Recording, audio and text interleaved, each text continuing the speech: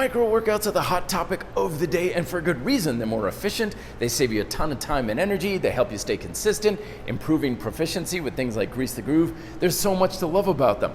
However, some people have come to me with the concern of, do they have enough volume to help you build any sort of real muscle? Sure. Micro workouts most certainly can be used as a vehicle for helping you build muscle. They work for the same reason all workouts work, by creating a stimulus that helps you satisfy the fundamental principles that are governing how your body changes in its physical condition. When we're trying to create a stimulus for hypertrophy, what we're essentially trying to do is challenge the work capacity of your muscles, how much the muscle tissue itself is able to contract. And you've got two variables for this, of course. You've got the amount of tension and intensity that the muscle can hold, how hard it can contract, in other words, and then you've got the amount of time it can be doing that for, so time under tension. Keeping in mind that these two variables kind of seesaw back and forth, so the more you have of one, the less you have of the other. Now here's the really cool thing. You can sufficiently challenge your muscular work capacity to create that hypertrophic stimulus almost anywhere on this spectrum.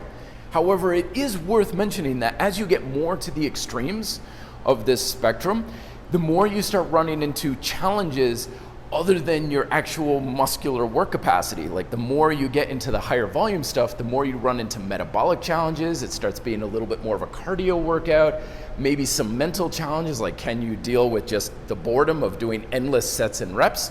And then on the other side, you've got intensity. It has its own challenges, mostly nervous system, right? You can have one super heavy weight that you lift once, but you've got technique starting to erode, you've got your arousal state, you've got a whole host of other things that are maybe more of an inhibitive factor, and your actual muscular work capacity isn't getting worked all that much.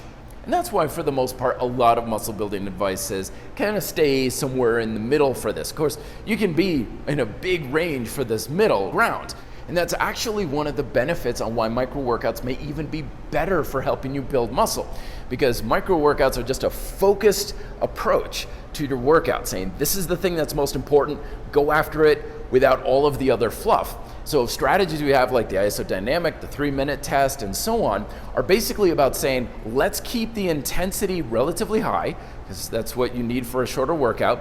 But instead of having a lot of the filler reps and the rest periods and stuff that just blowed up the workout, we're just gonna keep you punching the very limit of that muscular work capacity.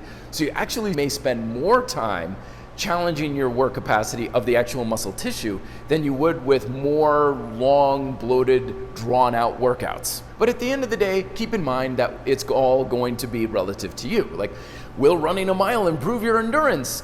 Well, not if you can run a marathon in your sleep, because it's not going to challenge your endurance.